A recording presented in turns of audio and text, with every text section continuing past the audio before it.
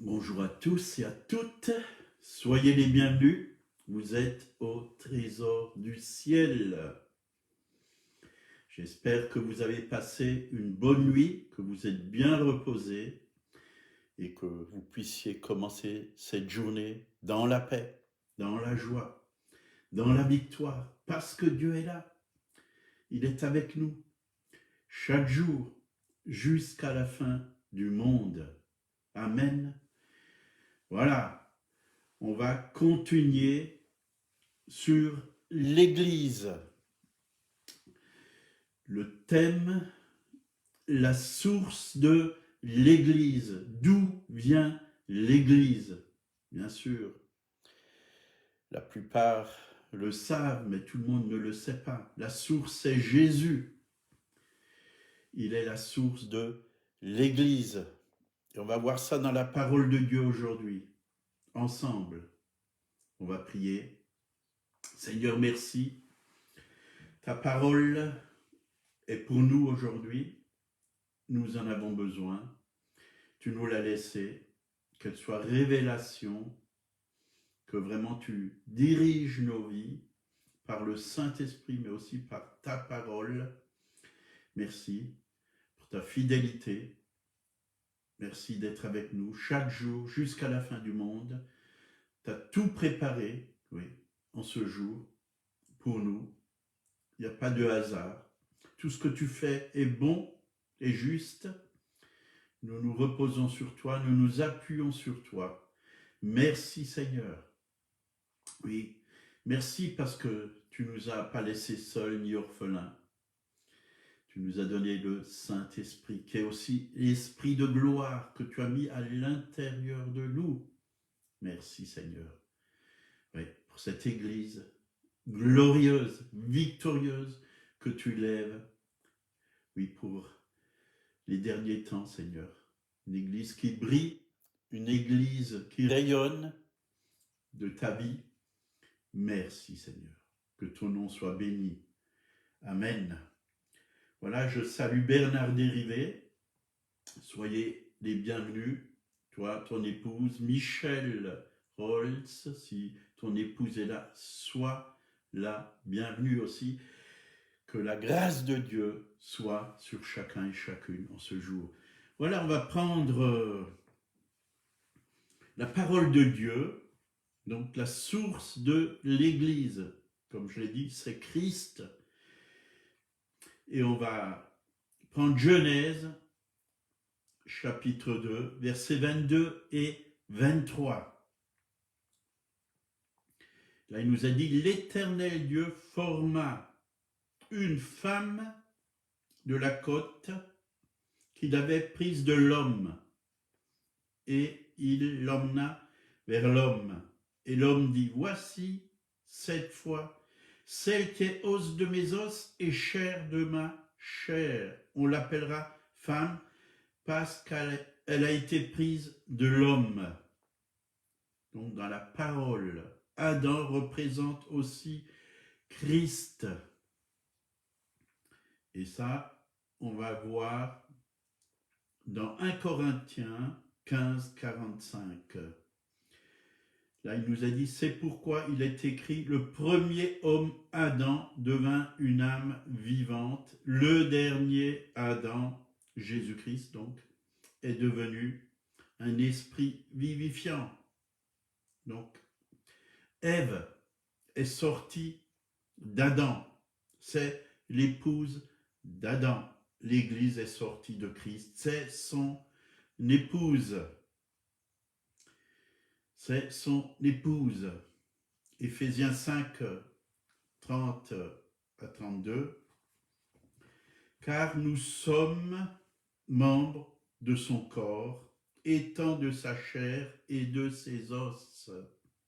C'est pourquoi l'homme laissera son père et sa mère et s'unira à sa femme. Les deux seront une même chair. Ce mystère est grand. Or, je parle de Christ et de l'Église. Voyez, c'est la version David Martin. C'est clair et net. L'Église est issue de Christ. C'est un mystère. Jésus est la tête et le corps, c'est son épouse, son Église. Ils ne font qu'un. Ils ne font qu'un. L'Église est Christ. Christ et l'Église ne font qu'un. Christ, la tête au ciel, le corps sur la terre.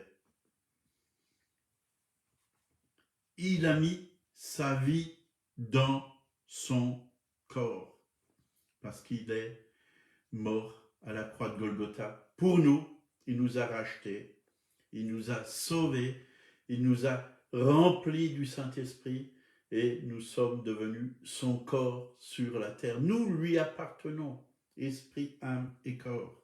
Nous sommes à lui, nous sommes son peuple, nous sommes son Église, nous sommes des pierres vivantes de cette Église. Nous sommes une habitation de Dieu en esprit. Donc l'Église, c'est Christ en vous. Christ en vous. C'est ça l'Église. C'est la vie qui vient de Christ à l'intérieur de nous. C'est sa vie de résurrection. Et c'est cette vie-là qu'on reçoit d'abord et qu'on manifeste autour de nous. C'est céleste, c'est la joie du Saint-Esprit, c'est la paix du Saint-Esprit, c'est l'amour qui nous vient du Saint-Esprit. L'amour de Dieu a été répandu dans nos cœurs par le Saint-Esprit. Romains 5,5. C'est ça. Christ. Nous représentons Christ et rien d'autre. Et c'est ça qui constitue l'Église. Donc sans lui, il n'y a pas de vie. Et sans lui, d'ailleurs Jésus l'a lui-même dit dans Jean 15, verset 5, « Sans moi, vous ne pouvez rien faire. » Donc rien, absolument rien. Si on peut faire des choses, sans lui, la religion. On peut bâtir une belle religion. On peut être, oui, une église, si on peut appeler ça église religieuse. Faire des œuvres par nos propres forces, atteindre le salut par nos propres forces. Mais on ne sera pas sauvé. Parce que tout ça, c'est que de la religion, c'est que du mensonge. Ça ne correspond absolument à rien. L'Église, c'est la vie de Christ à l'intérieur de nous.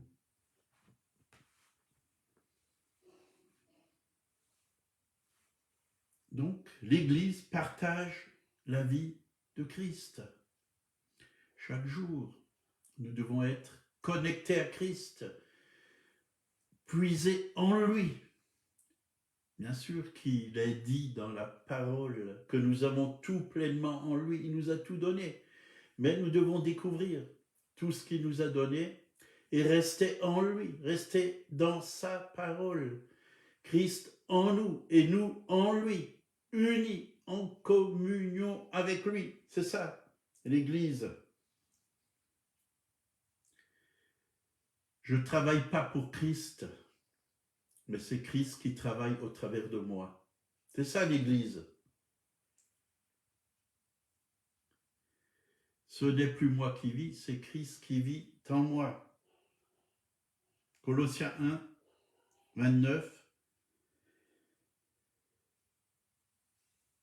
C'est à quoi je travaille en combattant avec sa force qui agit puissamment en moi. C'est sa force, c'est sa vie qui agit en moi. C'est ça l'Église. Sans sa force, sans sa puissance, sans le Saint-Esprit, on est sans force. On est incapable de faire bouger quoi que ce soit. Donc le corps doit toujours être attaché à la tête, recevoir les ordres de la tête. c'est comme le sarment, il doit être attaché au cep. C'est la sève qui nous vient du cep. C'est par Christ que la vie nous est transmise. Et tout ce que nous le faisons par lui, pas par nous. Jean 19, versets 33 à 36. S'étant approché de Jésus et le voyant déjà mort, ils ne lui rompirent pas les jambes, mais l'un des soldats lui perça le côté avec une lance. Et aussitôt, il sortit du sang et de l'eau. Celui qui l'a vu en a rendu témoignage, et son témoignage est vrai. Il sait qu'il dit vrai, afin que vous croyiez aussi. Donc Jésus est mort quand le soldat romain lui a transpercé le côté avec une lance. Le sang est sorti. Et qu'est-ce que ça représente, le sang? Le rachat. Nous avons été rachetés par son sang. Nous lui appartenons maintenant. Le rachat. Quand le sang est sorti du côté de Jésus, ça représente le rachat. Nous avons été rachetés. Mais aussi le sang nous purifie de tout péché. Le sang nous justifie, la justice de Dieu. Dieu nous donne sa justice. Nous avons été déclarés justes, rachetés par le sang de Jésus, justifiés. C'est ça l'Église. Justifiés, purifiés, libérés aussi de l'ennemi. L'ennemi ne supporte pas le sang de Jésus parce qu'il sait que dans le sang de Jésus, il y a la vie de Jésus, la vie, oui, sainte, la vie juste de Jésus. Le sang représente toute sa vie. La vie est dans le sang, dit la parole de Dieu. La vie, oui, sans péché, sans tache, pure et sainte devant Dieu, victorieuse. Et c'est cette vie que Dieu nous a donnée. La vie nous vient du sang de Jésus. L'eau du sang, quand le soldat romain a percé son côté, il y a eu du sang, mais aussi de l'eau. L'eau, que représente l'eau? L'eau. Bien sûr qu'il est dit aussi que des fleuves d'eau vive couleront de son sein. Celui qui croit, c'est Jésus qui l'a dit, celui qui croit, qu'il vienne à moi et qu'il boive. Si quelqu'un a soif, qu'il vienne à moi et qu'il boive. Et des fleuves d'eau vive couleront de son sein. Le Saint-Esprit, mais aussi l'eau du baptême, pour faire partie de l'Église de Jésus-Christ. Celui qui croira et qui sera baptisé sera sauvé. Donc, le baptême est très important aussi dans la parole de Dieu. L'Église, c'est quelqu'un, c'est une personne aussi, celui qui fait partie de l'Église, qui est passé par les eaux du baptême, c'est-à-dire qui a abandonné sa vieille vie dans les eaux du baptême. Et qui est né aussi de nouveau, bien sûr. Né d'en haut, de la parole et de l'esprit. Donc le Saint-Esprit, ça représente aussi la Pentecôte. L'eau, c'est à la Pentecôte que le Saint-Esprit est venu dans l'Église. Et elle est devenue vivante, c'est-à-dire la vie de résurrection. Jésus n'est pas seulement mort, mais il est ressuscité.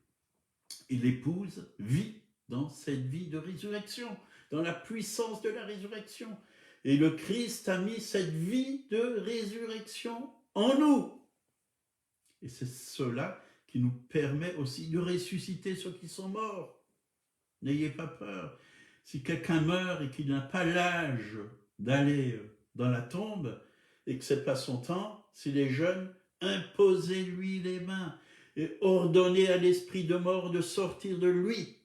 Et vous allez voir que Dieu va faire un miracle. Vous avez la vie de résurrection.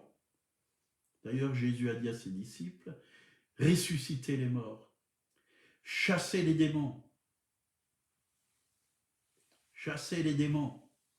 guérissez les malades, purifiez les lieux.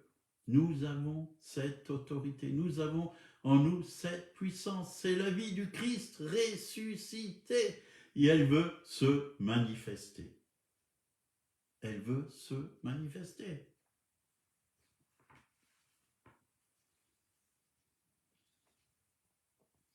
Hébreux 9, verset 22, en parlant du sang, et presque tout, d'après la loi, est purifié avec le sang, et sans effusion de sang, il n'y a pas de pardon. Vous voyez, l'Église, l'épouse, c'est celle qui a été lavée, purifiée, pardonnée, justifiée.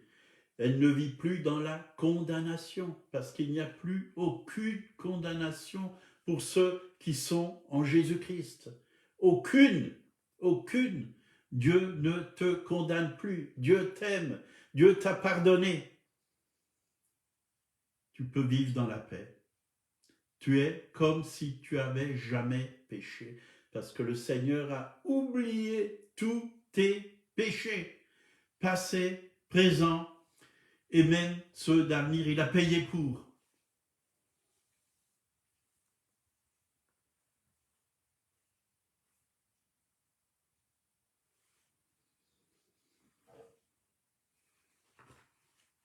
Donc aux yeux de Dieu, l'Église occupe deux positions.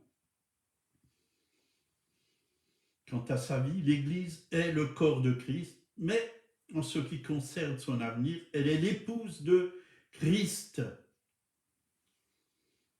Pour ce qui concerne de Christ avec l'Église, l'Église est son corps, mais la relation intime entre Christ et l'Église est son épouse. Donc le but du Seigneur, c'est que cette épouse,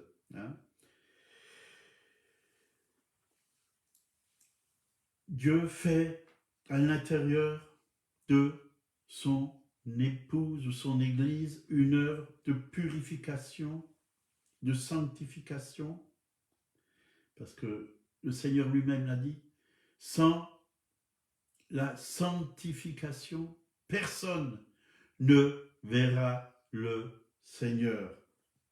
Il veut la faire paraître devant lui, sainte, belle, glorieuse, victorieuse, sans ride, sans tache. Donc une église jeune, selon Éphésiens 5, 25 à 27. Voilà, c'est une église belle, qui est mature, prête pour les noces, qui veut marier. Pas une église qui a des rides ou des verrues, qui est pleine de défauts. Non, non, quand le Seigneur vient dans nos vies, il enlève tout ce qui n'est pas sa gloire. Il enlève nos défauts, il change notre caractère, il nous rend amoureux de lui, amoureux. On l'aime de tout notre cœur, parce que oui, nous l'aimons. Et pourquoi nous l'aimons? Parce qu'il nous a aimés le premier. Il nous a aimés le premier. Une église sainte, qui n'a pas de rides, ni rien de semblable, mais irrépréhensible. Dieu veut une église sans reproche. Il veut élever son église à un niveau de gloire. Il nous a déjà donné cette gloire. Il nous l'a déjà donné. Jésus, avant de partir, nous a donné sa gloire afin que nous soyons un. Mais est-ce que nous avons compris qu'est-ce que la gloire de Dieu? Et dans ma vie, je suis en train de faire plein de recherches, je prie, je demande au Saint-Esprit, qu'est-ce que la gloire de Dieu? En grec, c'est doxa, tout ce qu'il est et tout ce qu'il a. C'est ça la gloire de Dieu. Il nous l'a donné, parce que nous devons être semblables à lui.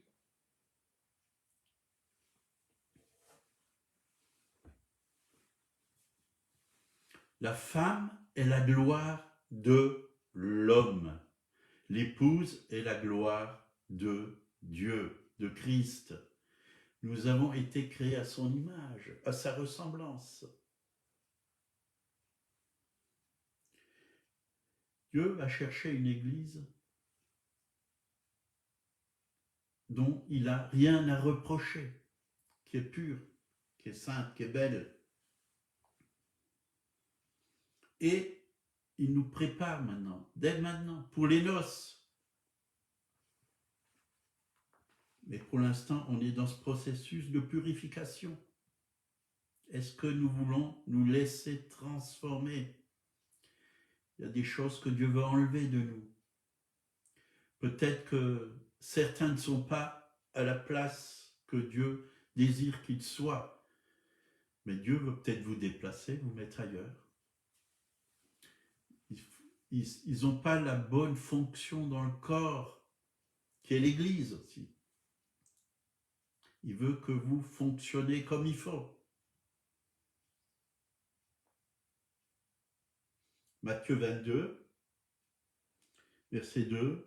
Le royaume des cieux est semblable à un roi qui fit des noces pour son fils.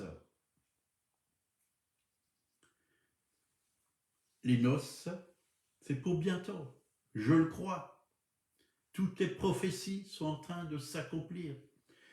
Dieu prépare l'épouse pour les noces. Est-ce que vous voulez être avec lui dans les noces? Ce beau mariage qui aura lieu entre Christ et l'épouse. Est-ce que vous êtes amoureux de Jésus-Christ, de votre époux? Jean 3, verset 29. Celui à qui appartient l'épouse, c'est l'époux. Vous voyez, nous lui appartenons. Mais l'ami de l'époux qui se tient là et qui l'entend éprouve une grande joie à cause de la voix de l'époux. Aussi cette joie, qui est la mienne, est parfaite. Est-ce que vous entendez la voix de l'époux? Pas seulement l'entendre, oui, quand il va nous dire « je viens ». Et bien sûr qu'il va venir. Mais dès maintenant, pour nous préparer, nous devons entendre chaque jour sa voix. Mes brebis entendent ma voix. L'épouse doit entendre la voix de son bien-aimé. Donc, bientôt les noces de l'agneau, hein, nous avons quelqu'un qu'on va épouser. Pour l'instant, on est fiancé. L'apôtre Paul a dit « Je vous ai fiancé à Christ ». On l'a lu hier. Est-ce que nous l'aimons de tout notre cœur? Un fiancé, qu'est-ce qu'il veut? C'est aller voir sa fiancée. Il est amoureux. Il veut être beau.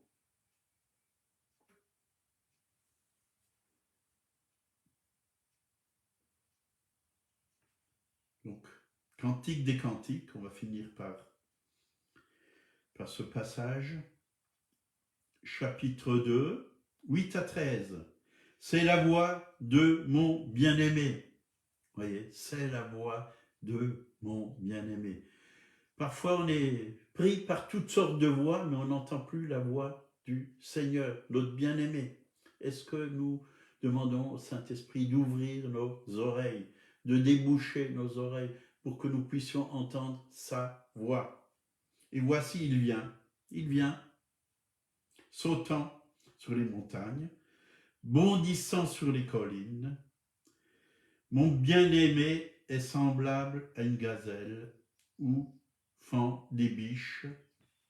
Le voici, il est derrière notre mur, il regarde par la fenêtre, il regarde par le treillis. Mon bien-aimé parle et me dit, lève-toi mon ami, ma belle, et viens. Est-ce que nous nous levons et nous venons vers lui? Seigneur, je viens vers toi.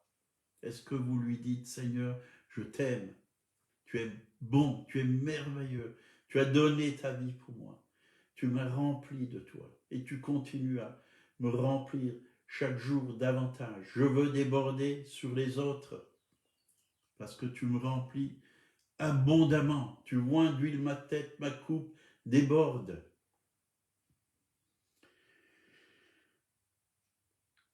Lève-toi, mon ami, ma belle, et viens. Car voici l'hiver est passé. C'est vrai, nous sommes au printemps. L'hiver est passé.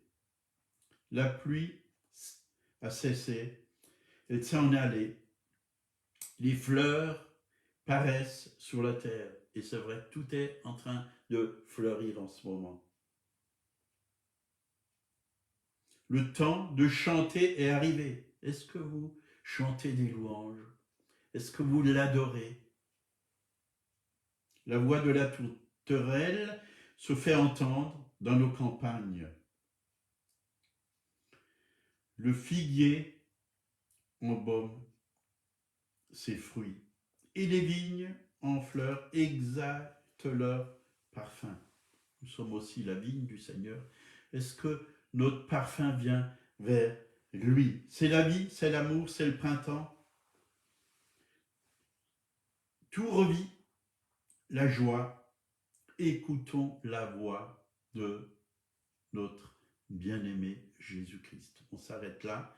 Seigneur, merci pour ta parole, qu'elle soit plantée vraiment dans notre cœur, que personne ne puisse la déraciner, qu'elle porte du fruit et que nous puissions être amoureux de toi. Tu es la source. Oui. Merci parce que c'est vrai, l'Église est née du côté percé de Jésus-Christ. Nous avons été rachetés, lavés, purifiés, justifiés. Nous t'appartenons, nous sommes à toi. Merci Seigneur pour tout ce que tu as fait pour nous et nous ne serons jamais assez reconnaissants. Nous n'avons pas assez de mots pour te dire, oui, que nous t'aimons. Merci pour ton œuvre, tu as tout accompli. Merci parce que tu nous veux saints, purs, glorieux, victorieux, glorieuse, victorieuse. Merci Seigneur. À toi la gloire. Conduis encore nos pas en ce jour et que nous soyons des témoins où tu nous as placés au nom de Jésus. Amen. Et si quelqu'un ne connaît pas le bien-aimé Jésus-Christ, il est mort pour vous. Il a versé son sang pour vous. Il vous aime abondamment. Il désire vous laver par son sang, vous purifier. Oui, vous donner un cœur nouveau, une vie nouvelle. Acceptez-le comme votre sauveur personnel. Il a payé pour vous. Dites-lui, viens dans mon cœur, Seigneur Jésus. Révèle-toi à moi. Sois mon sauveur. Sois mon Seigneur. Dirige ma vie, dirige mes pas. Il a un chemin pour vous. Il a vraiment des projets de paix et de bonheur. Acceptez-le aujourd'hui. Si vous entendez sa voix, n'endurcissez pas votre cœur. Que Dieu vous bénisse. Lisez la parole de Dieu. Et spécialement le Nouveau Testament, vous allez mieux comprendre. Que sa grâce soit sur chacun et sur chacune. Passez une bonne journée donc. À demain à 8h.